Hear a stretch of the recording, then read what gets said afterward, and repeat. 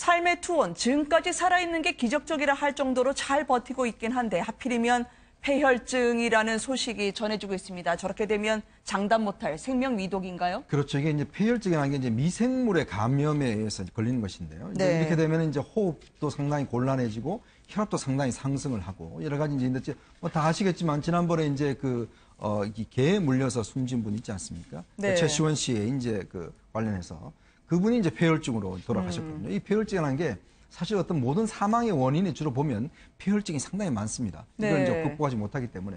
그래서 현재 지금 이제 이국종 교수의 말에 따르면은 엄청난 분량의 지금 약을 쓰고 있다고 그래요. 사실은 지금 폐 기능에 이 총알이 한 4발, 5발 정도 이제 관통을 했든지 맞았기 때문에 네. 상당히 폐와 간에 손상이 있고 더군다나 이제 지금 이 병사의 경우에는 비형 간염까지 있다고 합니다. 이제 그러다 보니까 아무래도 이 폐혈증이 이제 확산되는 것을 막기 위해서 지금 상당히 많은 양의 일단 약을 쓰고 있는데 일단 이제 이국종 교수 이야기로도 네. 일단 아마 이번 주가 상당히 고비가 될 것 같다라고 전망을 하고 있습니다. 네.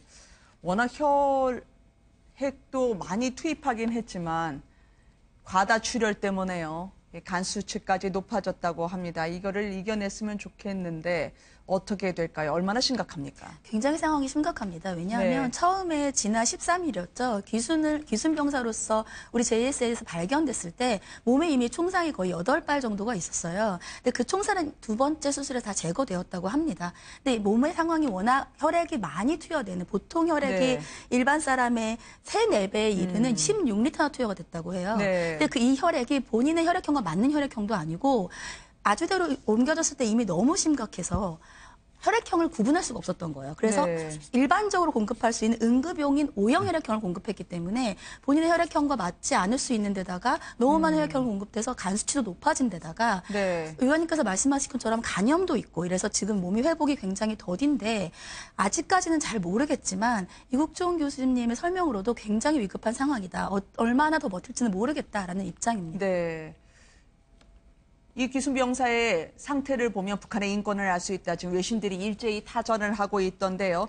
기생충과 옥수수밖에 먹지 않은 그 건강 상태로 결국은 이 병이 올 수밖에 없었다고 합니다. 파리 목숨 같은 북한의 상황에 대해서 조금 전에 국회 정보위에서 브리핑이 된 사안이 있었었는데요. 무릎을 꿇고 그리고 김정은 앞에서 귓속말로 소곤소곤 이야기하는 황병서마저 처벌이 됐다라는 첩보던데요. 네, 이게 상당히 충격적입니다. 사실은 이제 북한에서 뭐 총정치국 지금 국장을 맡았던 황병서가 하고 그다음에 이제 김원동이라고 지금 이제 그 국가안전보위부 네, 하던 김원홍이죠. 김원홍이죠. 네. 이 두 사람이 지금 현재 검열을 받고 있다고 그래요. 이 검열이라는 게 뭐냐면 최룡해가 사실 지난번 검열을 받아서 숙청된 적이 있습니다. 네. 그래서 다시 복귀가 됐는데 이 최룡해를 중심으로 해서 이 두 사람과 총정치국에 대한 검열을 하고 있다는 것이거든요. 이 총정치국은 사실은 김정은의 핵심 측근 조직입니다. 근데 이 핵심 측근 조직을 검열하고 있다는 것은 그만큼 지금 내부가 상당히 지금 위험하다는 이야기거든요. 아마 지금 이제 북한 제재가 상당히 강화되면서 조금 전에 이야기를 나눴지만 귀순 병사의 건강 상태가 굉장히 좋지 않지 않습니까? 네. 내부 영양 상태도 그렇고 사실 JS에 있는 병사도 이 정도인데 일반 어떤 인들 같은 경우는 더 심각한 상황이거든요. 그러다 보니까 아무래도 좀 조직이 느슨해지고 어떤 당의 권력 자체가 좀 느슨해지는 그런 어떤 상황에서 네. 아마 김정은이 전격적으로 지금 황병서와 김원홍에 대한 지금 검열을 실시하고 있는 것이 아닌가. 그만큼 네. 믿을 사람이 없다는 것이죠. 불순한 태도였다. 이 고모부 장성택을 처형할 때도 비슷한 죄목 아니었겠습니까? 누구든지 추풍낙엽으로 파리 목숨으로 날릴 수 있는 북한군 장성들, 아버지 뻘되는 황병서마저 저렇게 날리는데요.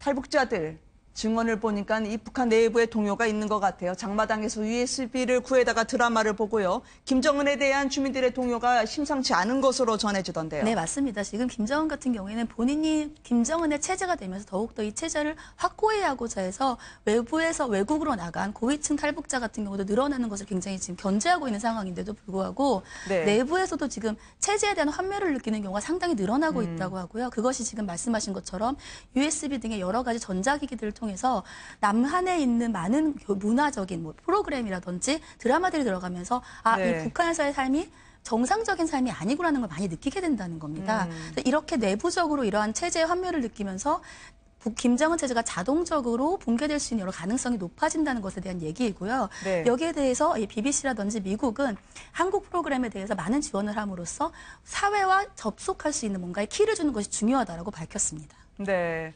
정보위의 브리핑까지 오늘 두 분과 함께 이야기 나눠봤습니다. 감사합니다.